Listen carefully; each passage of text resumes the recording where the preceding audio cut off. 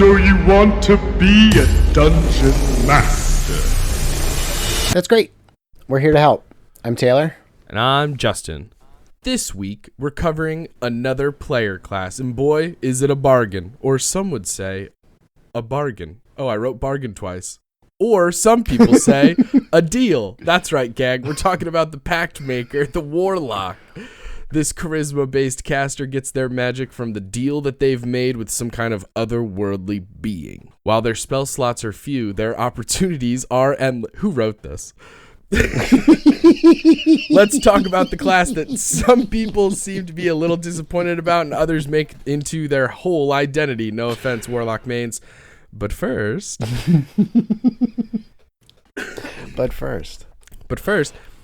we actually have an email from a follower on Instagram. The Culinary Squire writes in, "Greetings. My 15-year-old daughter has asked me to DM her and her friend's first campaign. I haven't played in over 20 years and never DM'd. I'm listening to the podcast from the beginning, currently on episode 6. Fantastic, keep going. I'm going to be using the Dragons of Stormwreck Isle starter kit. Is there any advice you have for my first journey as a DM? I'm very excited and nervous." Yeah, well, first of all, thanks for listening. You're awesome. But it sounds to me like you're doing it the right way. I would definitely recommend if you're DMing for the first time, even if it's like, not necessarily your first time playing, but like your first time really DMing after a really long time, definitely get an adventure pack. It's going to take a lot of the legwork and the forethought out of the whole process. The biggest advice that I would give for running a new adventure pack, or one that you're not really familiar with, read it like 2 or 3 times. I would say at minimum, like go through it cover to cover 2 or 3 times just to really, really familiarize yourself with the material that's in there.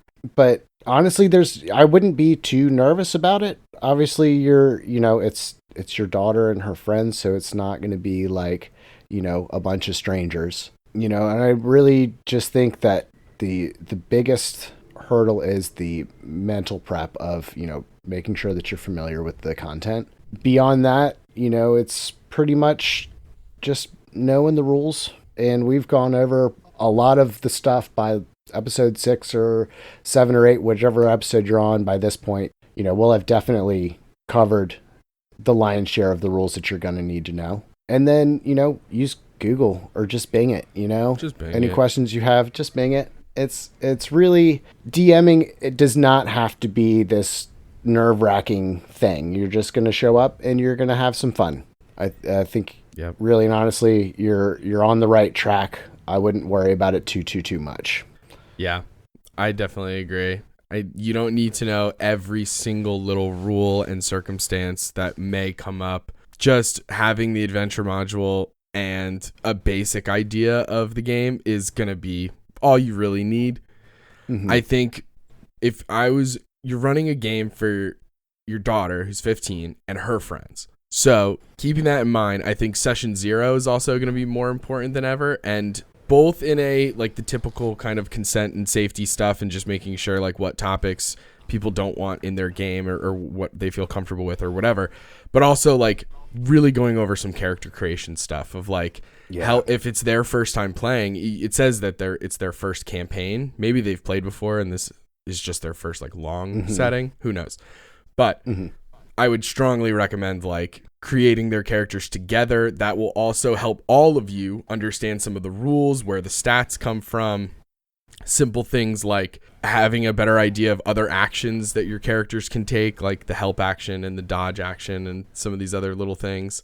I like having a cheat sheet sometimes for brand new players to check out.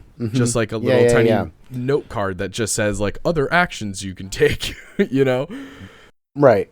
You also have your movement, whatever, right? Really basic stuff. And then if you can do that character creation before the campaign, that also is going to allow you to get their characters involved in both the world and the plot in a way that will make plot hooks and keeping it somewhat close to the rails a little bit easier. Yeah. It'll make the whole process a little bit easier when like they're like, hey, I want to play a noble, and it's like, okay, cool. Here's a town that's gonna come up in the story. You can be the noble of that town or something like that, and then okay, now they're connected. Yeah, I do. I would 100% agree with the character creation prior to getting started, like doing it all as a group. The other reason for that would be you're also going to be able to familiarize yourself with the mechanics of each of the characters with them. So you'll be able to, do the differences between like a fighter and a monk, or like a wizard and a cleric, or something along those lines, where you're, that while they're both either martial classes or spellcasters, they each have their own little twang to it. So it's good to go over all of these things beforehand, and then that's going to lead to fewer hiccups later on down the line with having to search for stuff on the internet while you're playing. Yeah, definitely. And don't be afraid to learn as you go, because realistically, Taylor and I have been playing for years and years, and we're still figuring things out. Oh yeah, and that's okay. Yeah. But let's get into Warlock right away, because there's some would think that this would be like, oh, Warlock, not that much to cover. You only have so many spell slots.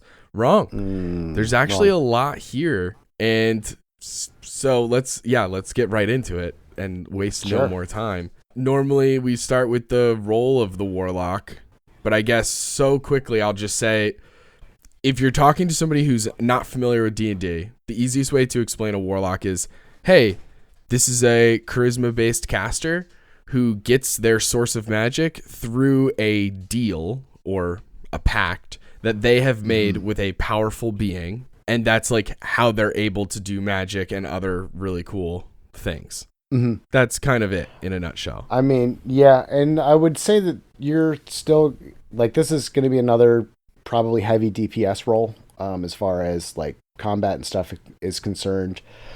You do get some cool control spells and stuff like that, but you don't get a whole lot of spell slots, so it's going to be harder to really engage with that aspect of it unless you've got a lot of prep, or you have a party that's able to pick up the slack when you're doing these things. Yeah, I agree. I think for the most part, although you can probably stretch the build in some really unique and interesting ways, I think push comes to shove, you're leaning towards DPS. Yeah. You're doing a lot of damage output. You're not necessarily like a glass cannon, but at the same time, maybe not able to take on as much damage as like a paladin or a barbarian. And right. You're definitely not a frontliner. Yeah, very true. Yeah, because like we'll go ahead and start getting into the base class itself. As far as like armor and weapons, we're looking at light armor, simple weapons. That's all you get. So again, you're not going to be having really super high AC unless, there's ways to do it, obviously, but it's, you're going to have to do a lot of finagling. That's kind of more an advanced strategy. And then simple weapons, we're talking like you start with like 2 daggers and a simple weapon, so just like like a short sword or something like that. I even think that might be martial. They're really simple stuff. It's like a sickle, a club. Yeah, like farming implements that have been repurposed into weapons. Yeah, javelin, hand axe, even a great club technically. Spear, quarterstaff, mace. Pretty basic. The most you're getting with that is the 2-handed great club at a 1d8. Yeah. And then moving along for your saving throw proficiencies, you've got wisdom and charisma. These both make a lot of sense for a warlock. Charisma obviously is your spellcasting modifier, and wisdom's going to help you with a lot of the charm effects and stuff like that are going to be thrown at you. And then for skills, you'll be able to pick 2 for proficiency between Arcana, Deception, History, Intimidation, Investigation, Nature, and Religion. There's a few intelligence-based ones in there that's good, so you can get your proficiency in stuff that is, you might not have great stats in. But yeah, for the most part, it's all a lot of the skills are related to these deals that you're making. Like this is kind of the biggest part of the Warlock as far as like their driving motivations a lot of times is going to be based off of whatever deal or bargain you've struck. And a lot of that stuff is going to be, you know, knowing the history of certain entities or being able to investigate, learn stuff, you know. And then, of course, you've got deception, intimidation. Those are charisma skills. Those are going to help a lot. Should be pretty high already, and then you can make them even higher by adding your proficiency into it. Mm-hmm. Absolutely. Yeah, it makes me think of, because we didn't get to cover it in our normal but first for these classes, it makes me think of like Dr. Faustus making a deal with the devil to get more access to knowledge about different powers and supernatural things. Or like, I think in a way Warlock would cover like from Disney's Princess and the Frog, Dr. Facilier, kind of making deals with like these spirits from the other side and stuff, and like borrowing their power, and then ultimately in the end that pact is stricken null and void and some serious consequences come up. Same to say about Dr. Faustus. But yeah, like just this idea of you're not just doing, I guess it really comes down to, there's so many interesting roleplay opportunities for the Warlock, because it's really like you get to think about who you're making the deal with, why are you making the deal, what does both sides get out of this, and all these interesting questions that can lead to roleplay opportunities and flavor things for like your spells and stuff. Like we're going to talk about Eldritch Blast. What does your Eldritch Blast look like? You know, and that it can be like, oh, if you're this Warlock, it looks like this, or this Warlock, it looks like this, or you can have some fun with it or something. It doesn't need to be even called Eldritch Blast. You can flavor it as, I don't really care, right? It's just the name of the spell. Right. Like, it doesn't need to be like an Eldritch Horror Blast. It could be pretty pink light. I don't give a shit. That's fine with me. Yeah, who cares? Yeah, because you're really, honestly, you're going to be using Eldritch Blast for a lot of your heavy lifting when it comes to damage in battle, because you don't get a whole lot of regular spell slots. Eldritch Blast is a cantrip, and it allows you, you know, you can use that at will whenever you want, and depending on what extra kind of stank you want to put on it with the Eldritch invocations, it can be really helpful in battle, and it can help you with both damage and in crowd control. Big time. Yeah, it's possible to make a Warlock without Eldritch Blast. It is just more challenging. Yeah. And that's kind of where I'll leave that. Like, trust me, as that person who wants to be a hipster and be like, I'm going to do it a different way, I've strongly looked into it. It is possible. It just is more challenging. I mean, yeah, you definitely because Eldritch Blast is also, it's a dope spell. Like, it really is cool. Like, don't deny yourself this cool spell that has cool stank that is possible. But you gotta get that stank. There's so much, and it's freely given. Well, it's not freely given because you have to make pacts with otherworldly patrons, which is our first level kind of thing. It's freely bargained for. Freely bargained for. It's a free market out there. And at first level, so similar to the cleric and sorcerer and stuff like that, you're going to get your ability right off the bat, or your subclass rather. And it's pretty much, who are you making this deal with, right? So we're going to go over the Archfey, the Fiend, and the Great Old One, the three subclasses that are available in the player's handbook, but there's a bunch of other ones I would definitely check out, from Xanathar's to Tasha's, and all different cool ideas of how to play into it and stuff. But yeah, you get that right at first level, which is pretty sweet. And with that comes Pact Magic. Right. Pact Magic is the spells and magic that you receive as a result of this pact, essentially. And it's bestowed upon you by your patron. So you make a deal with the devil gives you a little bit of stank. And that's just how that goes. Hey gang, did you know we have a Patreon now? Well, we do. In the episode description, you'll find the link. We have 3 different tiers available with all kinds of extra access or content. For example, you could have listened to this episode already. Or you could get access to bonus action, our extra episodes where we talk about stuff like favorite spells, monsters, we go over multi-class builds, homebrew material, and more. And that's not all, because there's going to be more and more stuff coming out as So You Want to Be a Dungeon Master continues to grow. So go check it out and then come back and finish this episode. The magic casting for Warlock is quite different to other casters because I would consider a Warlock a full caster, but starting at first level, you get 2 spell slots, and you do not get a third spell slot until level 11. Mm-hmm. So you're going to get 2 spell slots, but as a result of having this smaller spell slot list or spell slots, your spell slots will regenerate on a short rest rather than a long rest. And I misspoke. You only get 1 spell slot at level 1. You get your second spell slot at level 2. Yeah. And then you have 2 until level 11. But yeah, so you're only getting 1 or 2 spell slots to start, but you do get them back on a short rest. The other interesting thing about this is that there is no, there's upcasting, but it's forced upcasting. So when you're a first level Warlock and you're casting a first level, like you're a spell, that's a first level spell. But then once you get to like 5th level and you cast a first level spell, you're casting it at 3rd level no matter what. You have 2 3rd level spell slots. Mm-hmm. And that's how it is. Your spell slot levels go up as your levels increase.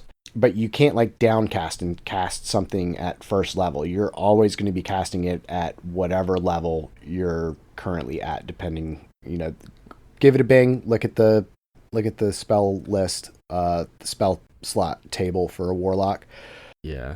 Because we're not going to, given how much there is to talk about for this class, we're not going to have time to go over each and every time you're going up a spell slot and how many spell slots you have and all that. Yeah. Look at the table. It's there. It'll help you out. Yeah, I would definitely pay attention to this table in particular. It's going to cover everything from cantrips known, like how the number of cantrips you're allowed to know, the number of spells you're allowed to know, because that covers that. It doesn't matter what your modifiers or proficiency bonuses are or anything. Then spell slots, and then spell levels. So this is like, if you pick up a new spell, it has to be this level or lower. And then also, like Taylor was saying, this is every spell you cast is at this level, with very few exceptions. Like there's that Mystic Arcanum thing later on. That's a little different. We'll get to it. And then it also covers the table. Also covers invocations known, which we'll go over in a moment.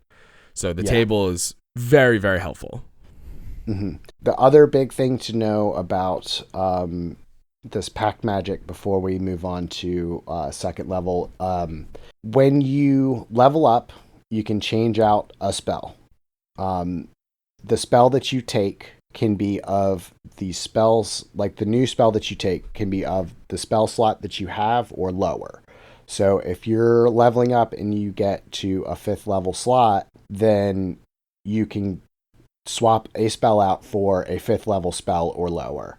You do get to know quite a few spells as far as like prepared stuff. So you'll have a decent spell list, but again, you've only got a handful of slots. So it's going to be figuring out how to best utilize those 2 or 3 slots that you've got to make the most of the spells that you're casting, or like the spells that because even though you're casting at 5th level, it would not make sense for you to have all 5th level spells, because there are some 1st and 2nd level spells that are very, very handy when it comes to either both in combat and out of combat. Yeah, absolutely. Yeah, it's definitely something to look into more closely than you normally would, is to look at upcasting potentials, because some spells don't upcast, and it's not to say that they're bad spells, but some of them, it doesn't matter if you cast it at 3rd or 4th, it's the same. Right. So something to look out for. And like we said, spell casting, they're charisma casters. So spell save DC 8 plus your proficiency plus charisma. Spell attack modifier, proficiency plus charisma. So you're gonna want to put your number 1 stat as charisma. That makes a ton of 100%. Sense. And it's a lot of fun role play, just because it's gonna boost all your charisma things. And yeah, it's very common for the Warlock to be the face of the group just because of the charisma stat. Yeah, absolutely. And you can tell that the original writers of 5th edition, you could tell that they thought of the Warlock with a specific vibe in mind, which is why they did not include persuasion as one of the potential skills to be proficient in. Obviously, you can find that from a background or from other feats, or second level, let's get into it, Eldritch Invocations, because there is one that actually gives you proficiency in persuasion. Right.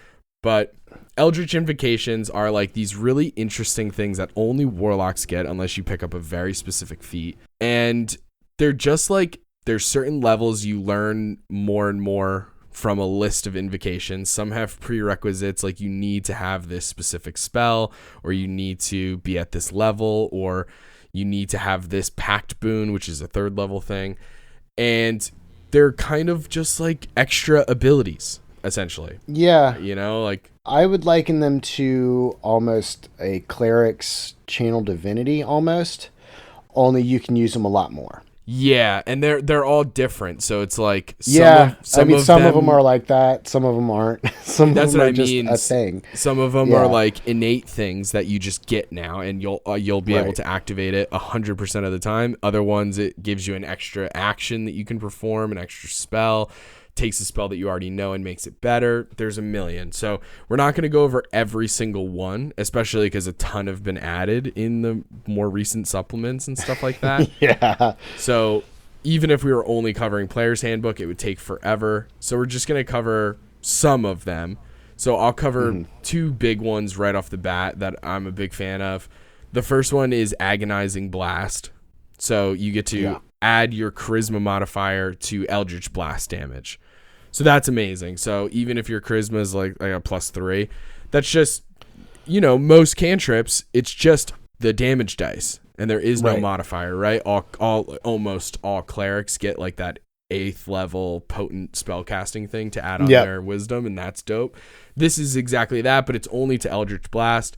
But it just makes your Eldritch Blast that much more powerful, because as you level up, that spell is unique in that instead of it being like, like Sacred Flame is like, 1d8, and then at a certain level it becomes 2d8, and then 3d8, and so on and so forth. This one is like, it's always 1d10, but instead of blasting just one target, you can blast 2 targets, or 3 targets, or eventually 4 targets, or you can shoot them all at one person, like Scorching Ray. It would be kind of similar to that, how you can like shoot it at different targets or all at one.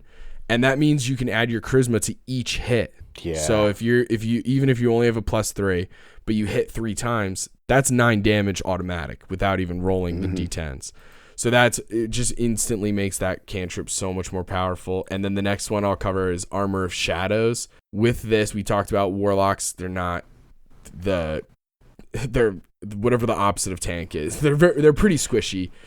Yeah. Only good with light armor, not even shields or anything. So this one gives you the ability to cast Mage Armor at will without a spell slot or materials. Yep. So you're instantly a 13 plus your dex, and you just have to remember to cast it, but it lasts for 8 hours. It's not a concentration spell, and like we said, it doesn't use a spell slot. Yeah. So that's awesome. The big part of that is like, and if you go through the invocations, there's a lot of those where they give you a spell that you can cast without burning through your very, very limited spell slots. Yeah. Which is awesome. Yep. One of the invocations that is my kind of personal favorite out of the early level invocations, just because this is one of those ones that you just kind of, it enhances your character without, there's no action involved. It just, you get this. Mm-hmm. It's Devil's Sight. It allows you to see through darkness up to 120 feet, but it's better than dark vision because you can see through magical or mundane darkness. So that means the darkness spell has no effect on you. Even though, like, if you had just solely dark vision, you're, still going to be blinded in that darkness spell. You can, see through it. I have actually one of my favorite little one-shot characters that I made was, his name was Tony Two Times. This was the character that Justin had called me into a campaign that he was running, and he actually had me come in to play like a double-crossing party member. So, like, I came into the party with the knowledge that at some point I was going to wind up having to fight the party. So what I did was I took Devil's Sight as a the only requirement I think you had for me was that it had to be high charisma. So if they did ask, they didn't. I had a really high deception roll or something along those lines. Yeah. So I knew I right off the bat, I knew I was going either Warlock or Sorcerer or Paladin or something along those lines. But I landed on Warlock for Devil's Sight, and then I paired it. I forget, because the Darkness spell isn't in the Warlock list. I don't know if I took a feat to get it or if I multi-classed to get it, but I did get the Darkness spell. So, and then I cast it on my sword so that it moved with me. And then basically I had this magical darkness that I could see through that nobody else could see through. So I was going in and everybody was basically blinded. I was attacking with advantage. They were all attacking with disadvantage. Nobody could touch me. It was one of the most fun fights I've done, just because it was so fun to see how frustrated everybody was getting trying to hit me. And then at the end of the fight, I cast invisibility on myself and ran away. Yep. Tony Two Times is still out there plotting. Tony Two Times is at large still. At large, which ironically is our Small World campaign where everybody is teeny tiny little guys. Small man at large. Yeah.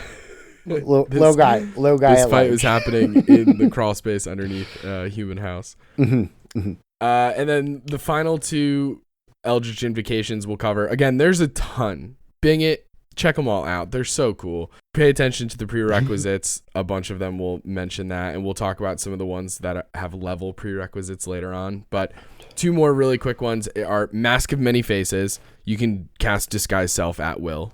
That's fucking cool. That's nice. And then Repelling Blast, which technically in Xanathar's Guide has a foil, like has an opposite. So I'll cover it so fast because it's literally the same but opposite. Grasp of Hadar. So both of these enhance your Eldritch Blast. So the way that it works is Repelling Blast pushes and Grasp of Hadar pulls. But every time you hit with Eldritch Blast, and again, eventually you'll be able to shoot 3-4 different Eldritch Blasts all with one action. Every time it hits, you can either push or pull that creature 10 feet, depending on which invocation you pick. So that's insane. Yeah, the interesting caveat with this one, as opposed to something like Gust or something along those lines where it also pushes things, there's no size requirement on this. Yeah. It just says push the creature 10 feet. There's no, like, I think on Gust it says if the creature is large or smaller, you can push it 10 feet. There's none of that. It's literally, if you hit something, even if it's a giant freaking Tarrasque, you can push that Tarrasque 10 feet. Yeah, it is wild. And actually, I really do think that it's a little overpowered. And I think that they should put some kind of size change on it. But that's just me. Yeah. And I've even homebrewed that in my game. I've house rolled it in my game where I'm like, this is insane. Insane that if you hit 3 times at level 11, you can push any size creature 30 feet. Like, that's nuts. Man, that's rules is written though. That's how they wrote it. But you know what else's rules is written? That you're allowed to change the rules. Technically, that is technically in the book. Technically rules is written is there are no rules. Yes, Dungeon Masters, lend me your ears. But yeah, there's a ton of cool invocations. Check them all out. But let's get into level 3, where we pick up our Pact Boon. I think this is a really cool feature, just without even getting into the specifics, just because it is like an extra individualization kind of tool. You know what I mean? Like, you can pick your otherworldly patron, you can pick Fiend or Archfey or whatever, and then Pact Boon lets you customize it even further in different ways, depending on the build you're trying to go for. Yeah, and it's kind of one of the things that I really like about Warlocks in general is they are supremely customizable. There are never going to be 2 Warlocks that are exactly the same. exactly. Just because Yeah, there are so many invocations you can do. You have all these different pact boons that you can do. Depending on what you choose to have as your patron, there's a bunch of different subclasses that you can pick. I mean, Warlock is one of those ones that's super customizable. I would say that this would be an intermediate to advanced, I would say, player class to choose, just because of how many options you have. Yeah, I think it can be. I think it depends. I think it's one of those ones where it's like, depending on what level your game is at, it could be pretty simple just because there are so few spell slots where it's like, True. You're not going to have to keep track of a ton. But Right. I think it also can lend itself to a very experienced player because of you could get real crunchy with it if you so choose. But so for these pact boons, Let's go over some of these boons. Let's do it. First off, Pact of the Blade. Now, we're getting into some cool stuff. So Pact of the Blade. You use your action, you create a pact weapon in your empty hand. So you get to choose the form of it, and you're just automatically proficient with it, and it counts as magical. You're like, imagine this as like the token of your partnership that you've made, essentially. Mm-hmm. This is like the symbol of it in a way. And that's what all of these kind of can be represented as or thought of. And the way it works is if it is more than 5 feet away from you for 1 minute, it disappears. It also will disappear if you take the time to create another pact weapon, and you can dismiss it though. So you can you're making a sword just appear in your hand and disappear in your hand like a magician. It is insane. It is so cool. Yeah. It's perfect for those opportunities where you don't want to worry about the guards checking your body for patting you down. You can just, it's almost like in a pocket plane in a way. Mm-hmm. So cool. You can transform a magic weapon into a pact weapon with a ritual over 1 hour. And that can be done during a short rest. So if you get a new magic weapon along the way and you're like, oh shit, this is a cool sword, I want to make this into my pact weapon, no problem. And yeah, you can dismiss the weapon to an extra dimensional space and recall it as an action. Jesus. Yeah, so the cool thing about that is you don't necessarily have to have this magical gift from your patron to be your pact weapon. You can choose one, and then you still get all the bonuses of it being a pact weapon. It still goes away into that extra dimensional place. You can, all it takes is an action for you to get it back into your hand. The ways that you can, if it's in that extra dimensional plane and the bond gets broken, either you summon a different weapon, or what's most likely, if you die. Yeah. That's really the only time it would unintentionally happen is if you die when that bond is broken. But if it's in that extra dimensional plane when you break the bond, it's not just lost forever. It appears at your feet. Yeah. That's really cool. That's going to be super, super useful if you're thinking of going more in the direction of a spellcaster who has some weapon capabilities. Mm-hmm.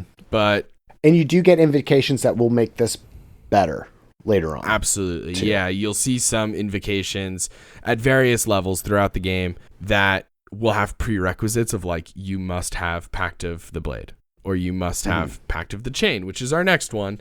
Pact of the Chain. Nice. It's a dope, better version of Find Familiar in a nutshell. Pretty much. You can cast it as a ritual. You have the Find Familiar spell. Now, you can do normal Find Familiar shapes. That's a lot of fun. But you can also choose a couple of sort of monsters, such as an imp, a pseudo-dragon, a quasit, or a sprite. And they're fun because they have all of their own little abilities also. Mm-hmm. Different various things of trickery and poison attacks and shape changing for some of them. All different kinds of cool things that you get added to your potential list of possible familiars. Not to mention some of them talk, I'm pretty sure. So that's why. Yeah. Absolutely crazy. I'm pretty sure sprites at least talk, and I think imps talk too. Imps talk too. Yeah. Either way, it's super dope. Just a lot of fun there. And the nice thing is when you take the attack action, you can forego one of your attacks to allow the familiar to attack with their reaction. So that's pretty cool. It depends on how much you're trying to incorporate your familiar into that side of combat. Mm-hmm. but could be cool. But with like the pseudo dragon or something along those lines, like they have some decent damage attacks that they can do. The weird thing of the wording of this is that it says you can forego one of your attacks on the attack action, but you don't really ever get extra attack as a Warlock. So it's that part of the feature is only going to become kind of useful if you're multi-classed. Yeah, I think that there's really specific Eldritch Invocations or subclasses that give you extra attack. I think there's one for Pact of the Blade, or maybe it's Hexblade. Right.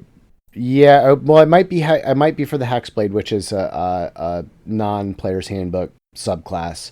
But the only one that I can think of is there is the one invocation that requires Pact of the Blade. But if you're Pact of the Blade, you can't take Pact of the Chain. Oh, true. Yeah, that's very true. You know, so it kind of they don't mesh that well. So really and honestly, like this would be most useful, you know, if this was going to be a multi-classed Warlock of some sort. But I mean, just having the improved familiar creature list is big. And then also the having find familiar and casting it as a ritual, this doesn't count against your known spells and stuff like that. So you will just have that spell that you can have and do. Yeah. Yeah. It's a weird thing I noticed as I was writing up the outline for this one. I was like, well, why would, you know, like you could, it's basically you can attack or your familiar can attack. Basically, if you're going straight Pact of the Chain Warlock. Yeah, the only thing I can think of is and I'm not suggesting that this is what they meant or what they intend, is like if you really stretch it and you count the different Eldritch Blasts as different attacks. But that's not taking the attack action. That's casting a spell. I know. I'm just saying. I know. It's weird. It's really weird. Yeah. Well, it's still a lot of fun because who doesn't want a familiar? I mean, come on. I love familiars. So They're great. Fun. And then finally, if it's not Pact of the Chain, this is normally the one I pick just because I am a sucker for getting more spells. But it is the Pact of the Tome. You get a grimoire, which is a dark magic kind of book, called the Book of Shadows. You get to choose 3 cantrips from any list, and these do not count against cantrips that you know. So in that table, it'll say, like, 4 cantrips. These 3 don't count against that. And if it's lost, you can perform a ceremony to get the book back. It destroys the old book. And when you die, the book turns to ash, so you would have to do this ceremony to get another one anyway, if for some reason you lost it. But super sick. I mean, yeah, just getting a ton of cantrips. Why all not? The cantrips. Yeah, and I mean there are a lot of really fun cantrips in other lists that you wouldn't otherwise have access to as a Warlock. Yeah. Because it's any list, cleric list, bard list, wizard list, rangers don't get cantrips, do they? No. And they do count as Warlock spells for you. So even if so you're using your charisma modifier for all of that stuff. Yeah, so if you're using like Sacred Flame, it's still your spell save DC is still based on charisma. So pretty cool shit right there. Pact of the Tome. Yeah. And then last but not least, and this is like a relatively newer one. I'm almost positive this one's not in Player's Handbook, but it's pretty short. So Pact of the Talisman. You get a little talisman. You get a little knick-knack, a little tchotchke that lets you add a D4 to a failed ability check. And you can use it up to whatever your proficiency bonus is a number of times per long rest. Yep. And then it has the same rules as a Pact of the Tome in terms of like if it's destroyed or lost or whatever. This is an hour, and the wording on this is not the same as the Pact of the Blade, where it doesn't specifically say that you can do this during a short rest. So it's going to take additional time to do that. It's not, I mean, you can rule it how you will. Rules is written, though, it doesn't specifically say that this counts during a short rest. Like this is an hour, and then if you wanted to take a short rest, it would be a 2-hour break. Not crazy, like, an hour versus 2 hours in game is not really that big of a deal, but it is kind of, if you're looking to restrict players as far as resource wise and stuff like that, that's kind of a way to do it. Yeah. And those are the packs. So yeah, They're on their own, they don't get much more powerful. I mean, you're going to level up, so you're going to have, like, your cantrips from the Pact of the Tome will level up. You'll be better at the blade as you level up. But there's not, like, also at 12th level, you do this. The only other way to power these up, other than just by the very nature of leveling up and, like, things like proficiency bonus and stats going higher, is invocations. Yep. There's specific ones where it's like, at 7th level, if you have Pact of the Tome, you get X, Y, and Z. And that's if you choose that invocation. You don't have to. But at 4th level, we get an ASI. What a feat. Woo! What a feat. Or a feat. Yeah, so that's, I mean, we've talked ad nauseum about that stuff. Level 5, you get another invocation, and you'll get more and more as time goes on. In addition to the invocations from the start, like the level 2 invocations that you could get, you also get access to a few more. Well, I'm going to talk about a couple of them. One of them, I came across it, and it's an interesting little thing. It's called One with Shadows. While in dim light or darkness, you can use your action to become invisible. This, again, is the invisible condition, not the invisibility spell. So, this invisibility will last until you move, you take an action, or a reaction. It got me to thinking, what if you pair this with a sorcerer that has the quicken spell meta magic? It says it lasts until you move, take an action, or a reaction. Nothing about a bonus action. So you can do bonus actions and stay invisible. So with the quicken spell meta magic, technically you can cast a spell and stay invisible as a bonus action. Interesting hypothesis, my friend. I think it would matter on the DM's ruling of that. Because I think, I think is technically, it's so annoying. So, like, here's the only reason I know this. And it's because I've thought of this. Because you know how monks get stunning strike and they have the ability to stun people. Well, the stunning condition, one of the things of it is that it makes you incapacitated. Now, an incapacitated creature can't take actions or reactions.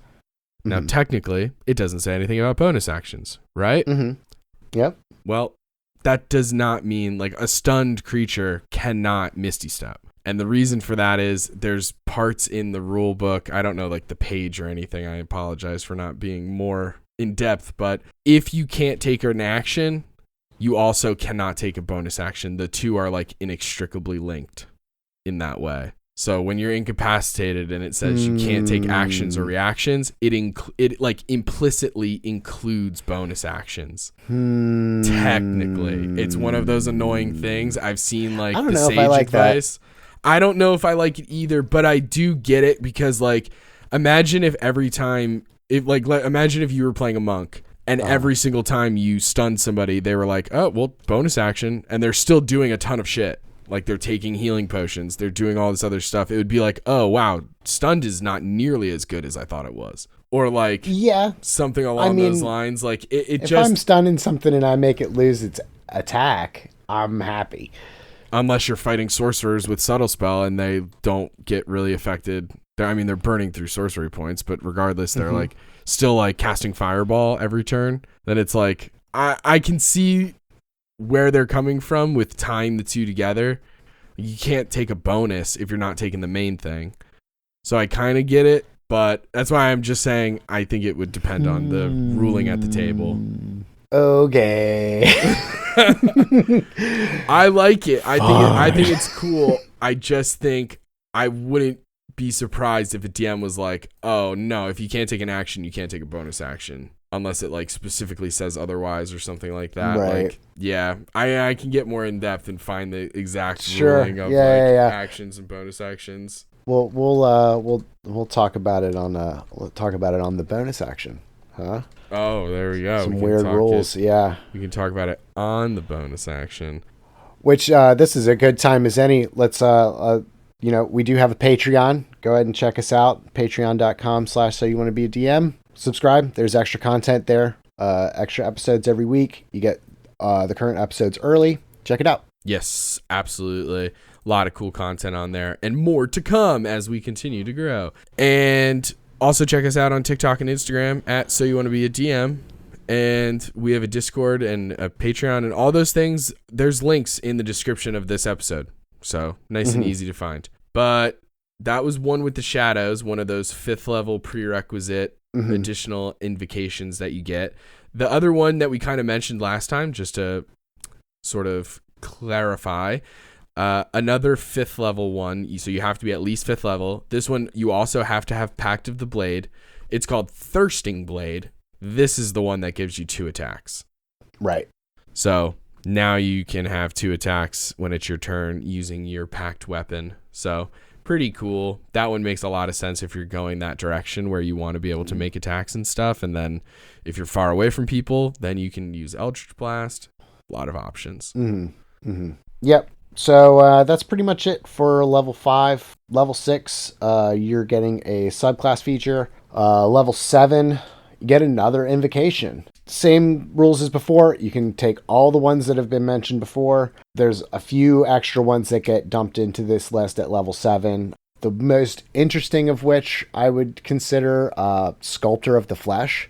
This allows you to cast Polymorph using your Warlock spell slot, which at level 7 is 4th level slot. I don't know if... Yeah, Polymorph is Polymorph is a 4th level spell? Okay. So, yeah, but that'll, obviously as you get higher up, once you get into I guess you really only get 5th level spells after that, as far as your main Warlock spell slots. But yeah, so you'll get that, and then pretty much whenever you get to 5th level slots, you're automatically upcasting, which I think, does that allow you to add another Polymorph thing, doesn't upcast. Polymorph doesn't? Okay. No, enough. so it really is just giving you access to a spell that you normally wouldn't get access to. And there's a lot of really those in the invocations. Yeah, it happens all the time. Of adding stuff into your Warlock list, as well as, depending on what patron you pick, you're also going to get an expanded list. We'll go into that more later. But yeah, a lot of the invocations will have something to do with, grabbing spells from other lists and allowing you to cast them either with your spell slots, or a lot of them are without your spell slots. Yeah. Yep. And then 8th level, another ASI or feat, and level 9, another invocation. Some cool examples of specifically 9th level prerequisite invocations. Otherworldly Leap, you can cast Jump at will. So nice. Triple your jump speed or something like that. I forget the exact wording of that spell, but yeah, that's about it. Yeah. And that can be really cool depending on the character you're trying to build. Especially if you're trying to go Pact of the Blade and you want to get her all around the battle map and stuff. Could be really cool. Whispers of the Grave, cast Speak with the Dead at will. This is normally a 3rd level spell that you're just casting at will all the time. And that could be really interesting depending on the setting. Obviously, a lot of these, some of them are very, very cool. There's one way in the beginning that we didn't talk about, Eyes of the Rune Keeper, where you can just read all writing, no matter the language. Yeah. That's, depending on the campaign, that could be so freaking useful. Right. But also maybe not so useful. So kind of, talk to your DMs. Character creation should be a collab sometimes. Most of the time. Let me actually take that back. Yeah. Most of the time it should be most of the time it should be a little bit of working together. Then getting into level 10, another subclass feature. Level 11, we're going to get into the Mystic Arcanum for the Warlock. This is because your main Warlock spell slots cap out at 5th level. This is how you're going to get your higher level spells for Warlock. The way that this Mystic Arcanum works is you're going to pick a 6th level spell slot at level 11, or a 6th level spell from the Warlock list at level 11, and you'll just be able to cast this once per long rest without using a slot. And that's pretty much going to be the same thing for the other Mystic Arcanums. As you get higher level, you'll be able to get a 7th level, 8th level, and 9th level spell once per long rest. So, and it's not like if you use your 7th level spell, you've lost access to your 8th and 9th level spells or anything like that. It's you get your 6th level spell once per long rest. You get your 7th spell. At least this is how I've read it. Yeah, 7th level spell once per long rest. So you get each one of these spells once per long rest. Yeah. Exactly. That's how I read it as well. You get one use of each of those from 6th to 9th. One use of each, assuming you have it and you're at that high level. And then long rest, and then you get them back. So pretty sick. And then also at level 11, an additional spell slot. So now you're finally at 3. Hell yeah. Yeah. One thing I will note about this Mystic Arcanum, the way that the wording of Pact Magic is at the beginning of the class, and then the wording of the Mystic Arcanum, when you're swapping spells out, you can only swap spells out for a spell that you have a slot for or lower. Because you're technically not getting a 6th level spell slot, once you pick this 6th level spell, that's your 6th level spell. And so on and so forth. Like that's, you can obviously work with your DM. If you're never using this spell, obviously I would allow players to switch it out, but rules is written. It's pretty much once you pick this spell, that's your 6th level spell. That's your 7th level spell. That's what you get. And you're not getting another slot for it. Like you're not getting these higher level slots, even though technically it's working like other classes 6th and 7th level slots where they'll use them once and then get them back on a long rest. Because this is not specifically a 6th level spell slot, you're technically not supposed to be switching out your 6th level spell. I hear you. I'm with you where I would probably allow it under pretty simple. I wouldn't be too harsh about it, but technically. So yeah, that's level 11 Mystic Arcanum. Thank God that they have access to higher level spells. Yeah. And you get that additional spell slot. And then level 12, looking at another ASI or feat. Woo. And you get another invocation, an example of a 12th level prerequisite one, Life Drinker.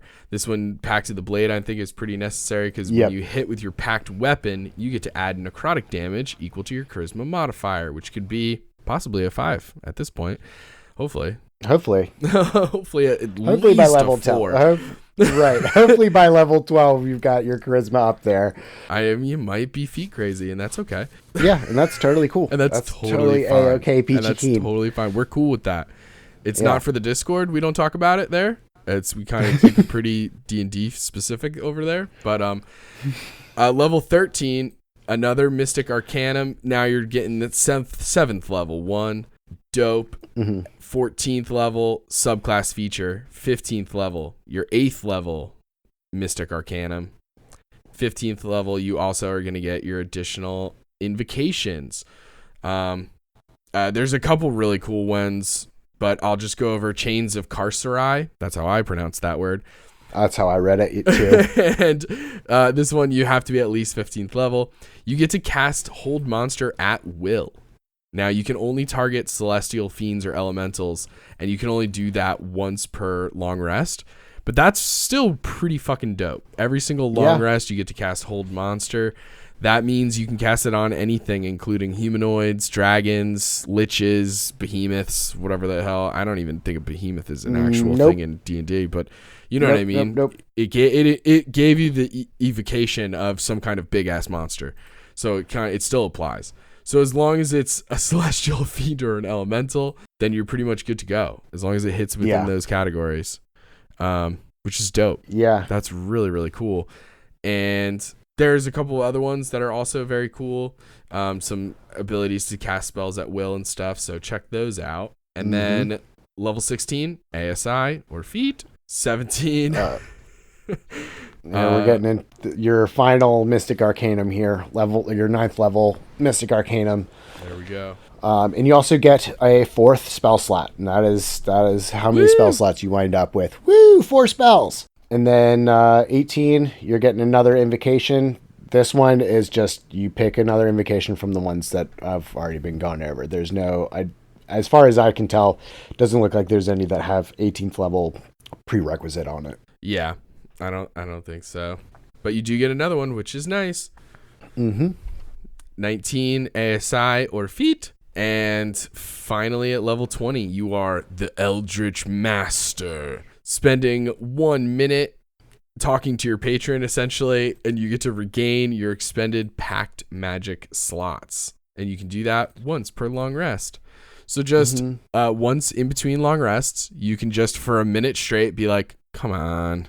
Come on, man. I need more Come magic. on. Come on. Give me those spelly slots. And eventually your patron is like, all right. Jeez, fine. Jesus. Lose my number. God. I get it. You're thought I level blocked 20 you. now. Damn. How did you get my burner number? It's actually a really funny idea for a patron warlock relationship. That's why I really do love warlocks. You're essentially giving your DM an NPC, right, that they get to create and put into the world and stuff like that. So it's so much fun. Anytime you're playing anything like this, whether it's warlock, cleric, anything that is connected to a higher power in any way, it could be druid and just like, here's this nature person, or like barbarian, path of the zealot, like anything that kind of has that implied idea of there being a higher power.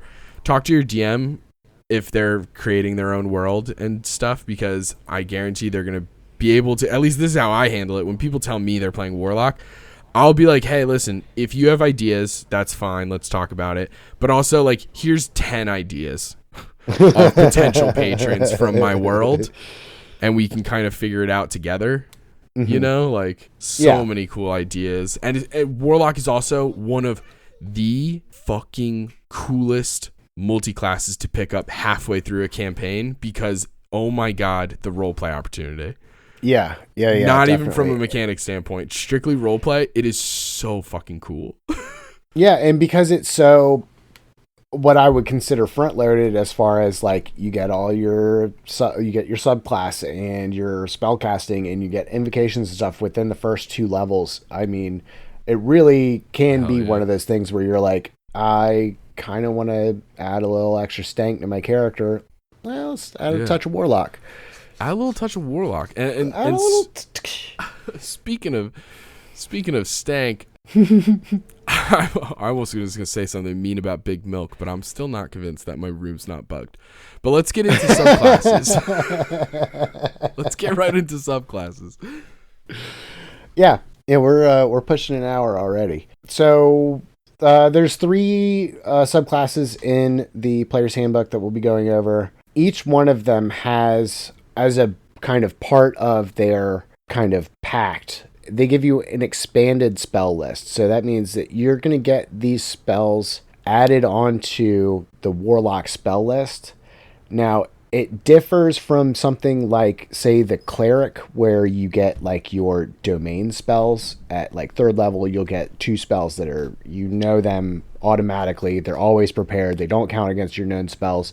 This is a little different. You're going to get additional spells that are just added to the list, and they still are going to count against your known spells, as far as, you know, you're going to have to prepare them, and they're going to count against your list. So you're not necessarily going to get all of these, but it does kind of add a little bit of extra flavor that you can kind of, again, the theme of the warlock is customize your character just a little bit more. Yeah, they're just options. Yeah, so we'll start with the Archfey. As far as like expanded spells, you'll have 1st, 2nd, 3rd, all the way up to 5th level spells that you can add into the list. I'm not going to go over all of them because there's a bunch. But like, example, 1st level spell is going to be Fairy Fire. At 3rd level, you'll get access to Blink. At 5th level, you'll get access to Dominate Person. A lot of other cool stuff in there, but that's just your expanded spell list. You can choose to take those spells or not. Also at level 1 with the Archfey subclass, you'll get the Fey Presence feature. As an action, you can cause each creature within a 10-foot cube of you to make a wisdom saving throw. If they fail, they're charmed or frightened by you. You can choose which until the end of your next turn. And then you can do this once per rest, short or long rest. Pretty cool. Mm-hmm. Yeah, because each creature, so that's pretty cool. Yeah. And a whiz save. And I imagine that whiz save is against your like spellcasting stuff. Yep.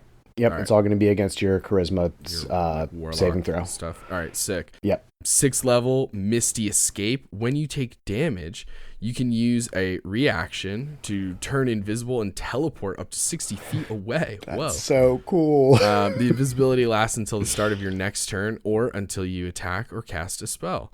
So that's really freaking cool.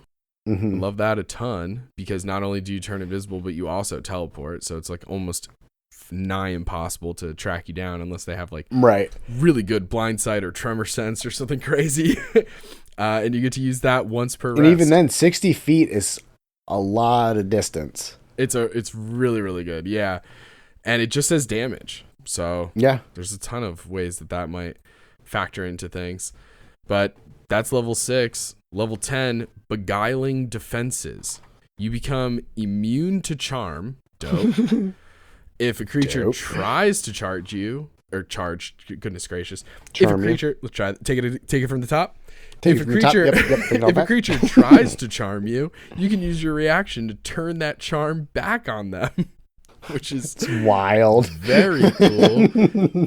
They have to make a wisdom save or be charmed for 1 minute or until they take damage. Oh, Yeah. wow, wee wow. Wow, wee whoa. And Which like is kind of like in our campaign where we have a bunch of like elves and half elves and stuff that have like advantage on being charmed and stuff like that already. It's not like charm doesn't come up in our campaign a whole lot because we've played this for a while.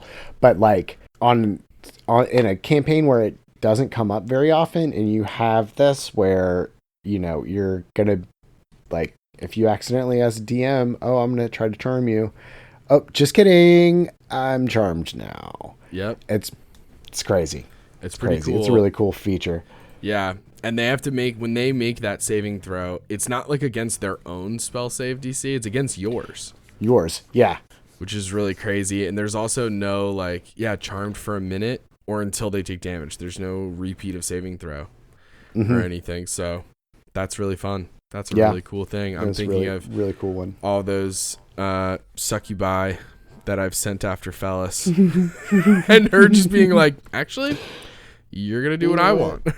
Right. You know what? Actually. As it should be. Look at me. I am the captain now.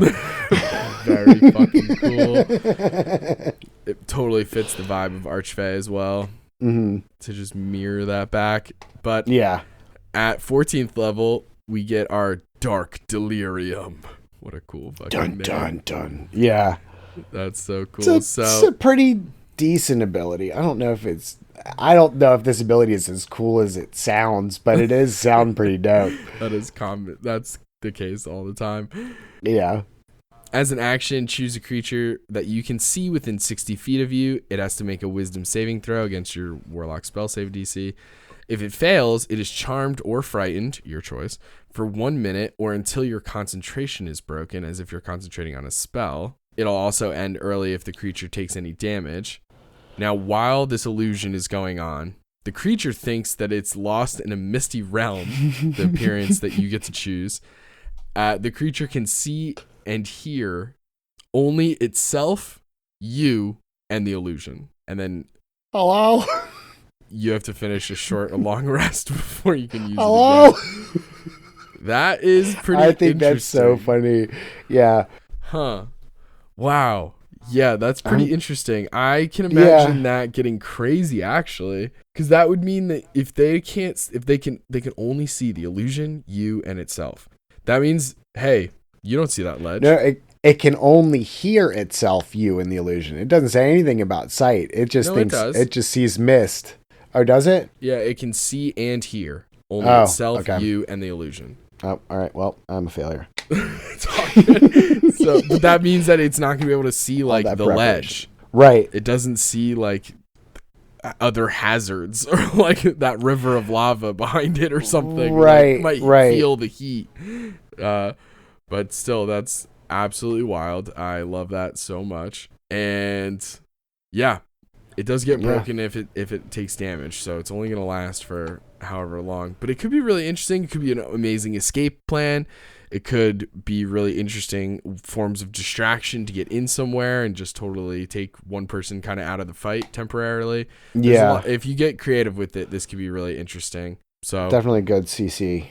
Yeah, definitely. But that's Archfey, and that makes a ton of sense. So you're linking up with a really powerful Fey. So it gets a little chaotic, a little focus on some illusion and enchantment stuff, and that all tracks to me. That all tracks to me. But now we get into the Fiend. And the Fiend also has a ton of abilities that totally track. Yeah, it really does. Big time.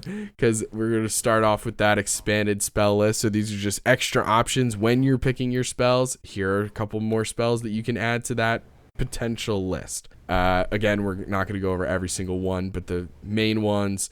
And these are based on the spell level. So it's like when you can cast first level spells, you can pick up Burning Hands. When you can cast third level spells, you can pick up Fireball.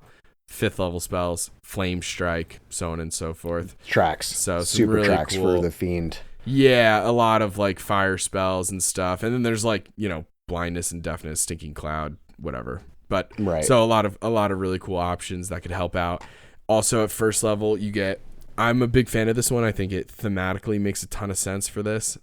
You get Dark One's Blessing, I believe is what it's called. So metal. That's So such a metal cool. freaking feature. Yeah, when you kill a hostile creature, or rather, in a more specific way, get it down to 0 hit points, then you gain temporary hit points equal to your charisma, plus your warlock level. So that's incredible. So, yeah, that HP scales with you, which is really nice. Yeah, that's really cool. And then, did I write down Dark One's Blessing twice? Who wrote this? This is, I don't know, man. We gotta fire our script writers. They've been all over the board we today. Got it. They've been really not doing so hot today. God, big Cath. It's the Dark One's own luck. Yeah. 6th level, you basically call on your patron to alter fate for you. What that means is you basically just get a D10 of that you can spend on an ability check or a saving throw, kind of like a bardic, only you can't use it on attack rolls. So it's a D10 to an ability check or a saving throw once per short or long rest. So that's pretty cool. Yeah. It does say that you can do it as far as like when you roll it, the rules are pretty similar to Bardic Inspiration, where it's after you see your roll, but before you know whether or not it's a pass or a fail. So like if you roll a certain number, then you can add the D10 to it. Yeah. Very, very cool. And it recharges on short or long rest. So again, you're getting a ton of abilities that are short rest based, or at least short. Like they also do long rest, but right. So warlocks and fighters are like, in my head at least, the first two that come to mind. I'm not saying that there aren't others. Warlocks and fighters are the two that are like, dude, take those short rests. You're gonna get for sure. So many cool things back. Yeah. Because that's going to make or break. Like, yeah, it sucks having this few spell slots. That sucks. But depending on how many short rests you take, it could not be as bad. Yeah. So it kind of depends. Talk to your team and have some game plans set in mind. And if you're the DM, give them an opportunity to short rest every once in a while so that the warlock can feel cool and good. Cool and about not being terrible. a warlock. Yeah. Yeah. Don't let your warlocks feel a lack of love because you're like, no short rests ever. That's mean. But okay, level 10. Speaking of short rest, this is another one that you can do on a short or long rest. You get to choose. First of all, it's called Fiendish Resilience. You get to choose a damage type when you finish a short or long rest, and then you just gain resistance to that damage type until you use this feature again. Now, damage from magical weapons or silver weapons does ignore this resistance, so that could be really, really important. And monster stat blocks will mention that, so I'll just say that. It'll say very straight up, this monster uses magic weapons. It'll be like usually in that little section on the monster stat block that's like above actions. Like where they list things like Devil's Sight or those kind of things. Right. It'll be like in that little section of like quote unquote abilities.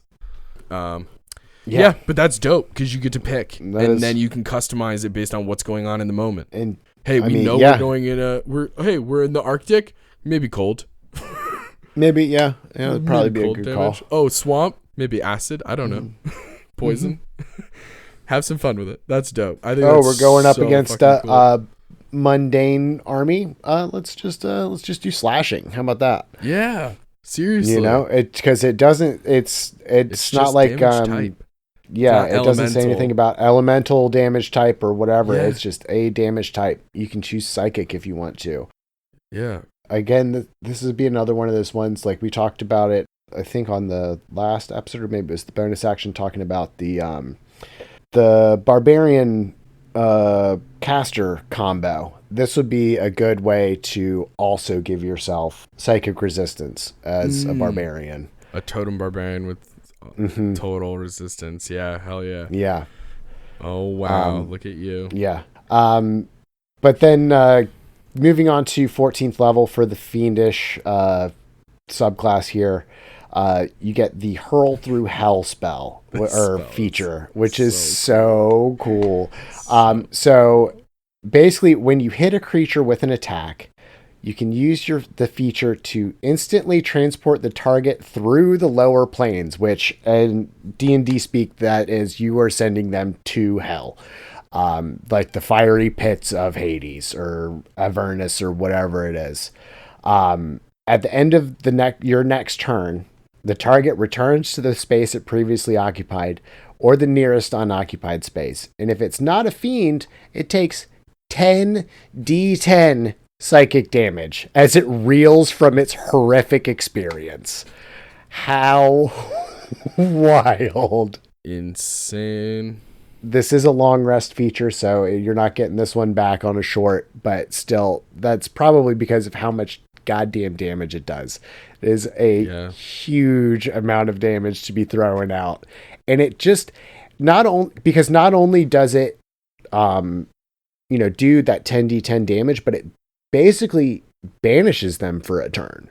Yeah. And there's no saving throw. You hit it and it's just gone. Yeah. So, like, that's crazy. If you're talking about like a big bad or something along those lines, it's got a bunch of minions, you hit the big bad, send him away for a turn, deal with his little friends, and then he's back. He's taking a F ton of damage. And now all his friends are gone. Yeah. It's, and it's psychic damage. Wow. Yeah. That's pretty good. That's pretty solid. And just the fucking visual of it. Of just taking this poor coming mortal. back. His eyes are just hollow and sunken. Just, oh my God, what did I just see? Yeah, a lot of tortured souls. Yeah, that dude had his skin ripped off. And then it grew back and they did it again. It was a bad time. I don't want to talk about it. I actually don't want to talk about it. Yeah. 1 star. 0 out of 10. Would not recommend. Would not recommend. A terrible. But yeah, time. that's the Fiend Crazy. Patron. That's the Fiend in a Patron. nutshell. The last subclass of the Player's Handbook. We get into some Cthulhu, Lovecraftian vibes with the Great Old One. Yeah. It doesn't have to be that. I think that's kind of the flavor that the writers were going for. For and sure. It's the flavor that is yeah. often kind of, this is the subclass that it kind of gets lumped into that sort of vibe. And it does make sense with a ton of the abilities and stuff. But it's just the idea of this, like, in D&D 5th edition, one of the monster types is aberrations. And they kind of often get lumped into that's where like mind flayers and illithids. Yeah. You get wrapped into this idea of like Aliens. shit. Yeah. Like this is other dimension kind of far space vibes. So with our expanded spell list, again, you're going to get different spells added to your potential list. So you can pick these spells up. You do not have to. But so when you can cast 1st level spells, one of them is Tasha's Hideous Laughter. 3rd level spells, Sending. 5th level spells, Telekinesis. I believe you also get the Dominate spells as well. You do. Yep. Dominate monster and dominate person and stuff like that. So those are really, really fun and interesting. Can absolutely change a battlefield in a million ways. I remember breaking you one day with Dominate person. Yeah, it can be brutal in either direction. No matter what direction, it can be absolutely brutal. Yeah, I've been trying to get a Dominate person off on you guys for so long because I'm just like, the idea that I can privately message you and be like, use your strongest stuff. use your most powerful stuff, whatever your highest stuff is. Use it. Yep. You know that thing you always do to me, Mr. 180 fucking damage. Do it to do it to the team. Do it to your party. Oh, God. Thank you so much. I feel like I would just like outright kill some of our team if I decided if I had to like just do that. Yeah, I agree. I mean, the biggest advantage that you have is that you'd have a very hard time smiting Dirta because her AC is so high. Yeah. But yeah, the other ones maybe you could hit. Anyway, I mean, but you know, high AC doesn't matter to call lightning. No, it doesn't. I'm just thinking the 180 damage. That definitely came from the smites. Parts. Yeah. But anyway. Yeah. First level, the other thing you get, other than the spell list and stuff, is Awakened Mind, which is really, really cool. You get to telepathically speak to any creature. You do not need to share a language. They just need to at least speak a language. So like it won't work with like most animals, for example. You'll see like in the monster stat block, it'll say like right where it's kind of listing condition immunities and resistances and things of that nature, it'll say languages, and if there is no language, then it'll put like a dash, or it'll just be blank, and that's how you'll know if that thing has a language or not. Now the interesting thing about this is it specifically, this is a little like depending on the DM and how strict you want to get, you can speak to a creature. Now does that mean that the creature can speak back? I don't think so. I don't think so. Technically, I wouldn't rule that they could. That's what I mean. If you're being technically it just means that you can talk to creatures. It does not mean that they can talk back. Now, you could like at a higher level be like, hey, you can do it X number of times actually, and that's fine, and they can talk back. Right. You know what I mean? You can make it like a house rule power up thing, and that can be fine. Yeah, I like that. That's kind of. Because Megan has this. She's doing the Great Old One in our Sphinx City campaign. And she was like, really? They can't talk back to me? And I was like, technically they can't, no. But then we're creating some deals, just like Warlocks do. Where she's like, all right, listen, if I cast Detect Thoughts, can we do it that way? And it'll be like, it'll burn the spell slot. Right. But then we can talk back and forth. And I was like, I'll allow it. I mean, tongues would let it happen. Yeah, no doubt. The tongue spell would let it happen. No doubt.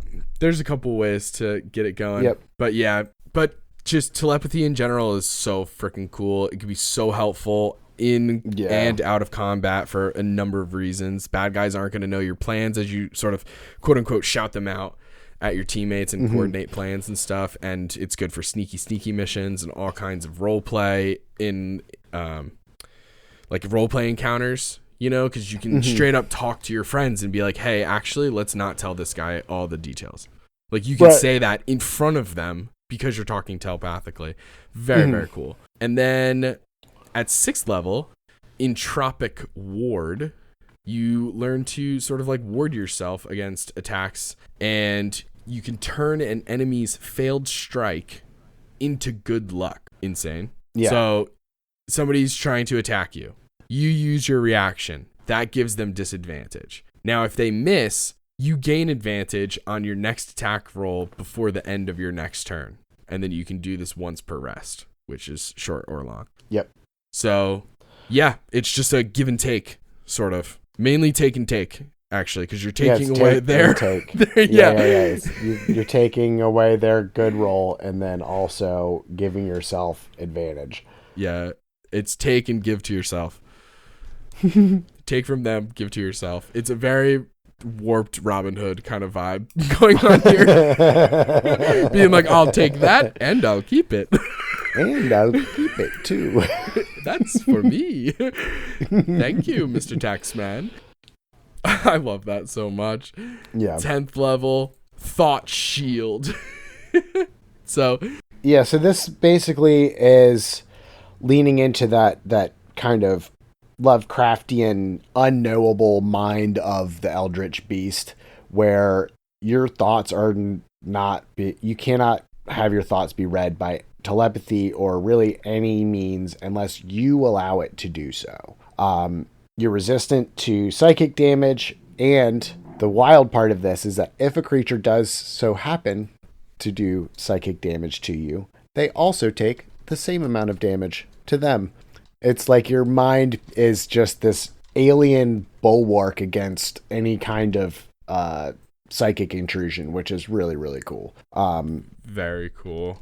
And it says that your thoughts can't be read by telepathy. It does not say that, like, stuff could still talk to you in your mind. Like, stuff can be projected into your mind, but they can't read what's going on in there. So, like, detect thoughts and stuff like that would have no effect on you. Yeah, exactly. So that could be really, really useful depending on the game, depending on the campaign and stuff like that, and the villains and how many psychic creatures there are, things of that nature. That could be really useful because, like, doppelgangers specifically have that, like, detect thoughts ability. Right. You know what I mean? That could be really good. They're not going to be able to impersonate you very well because they can't get into your thoughts. They don't know what you're thinking. They don't know you. They don't know me. They don't know you. And then rounding it off at 14th level here, you get the Create Thrall feature. This is wild. So once you hit 14th level, you can use your action to touch an incapacitated humanoid, and then they are charmed by you until a remove curse spell is cast, the charm condition is removed, or you use the feature again. There's no time limit on this. It's just those three things that can end what's going on. So they just become an ally at that point. And then you can communicate telepathically with this charmed creature, which means that you can talk to them and they can talk back to you, as long as you're on the same plane. Yeah. So no matter distance or anything like that, you have this link to this other person that you can just kind of have as your little, like, minion, basically. Sort of, It's somebody who's completely enthralled by you that is just your little servant thing. Yeah. And they just have to be incapacitated for you to be able to do that. There's a lot of conditions that instill the incapacitated condition, right? Like being stunned. Right. The very top, like when you're reading the description of what a stunned creature is, the first one is a stunned creature is incapacitated. That's wild because there's no saving throw for this. An unconscious creature is incapacitated. Yeah. So if they fall asleep or something like that, then they're incapacitated. And because they're incapacitated, there's no saving throw. Paralyzed. It just happens. Yeah. And there's no time limit. The it's only crazy. thing that's important is to understand the limitations of charm. Right. Of, like, what it means to be charmed. Because it's not being dominated, right? So it's right. This person isn't going to, like, you. attack their old friends. Mm-hmm. Right? They're not going to be like, oh, okay, you're my friends. Then those guys are my enemies and I'm going to kill them. Like, that won't happen.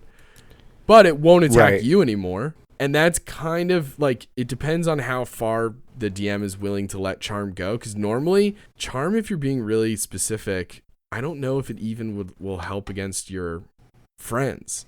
Like a charmed creature can't attack the charmer or the target the charmer with harmful abilities or magical effects. So it's like, if I charm you, you won't attack me, but that doesn't mean you're not going to attack my friends, technically. Like, it depends on the conversations, because you do get advantage on ability checks to interact socially with a charmed creature. So you can convince it not to attack your friends and stuff like that, potentially.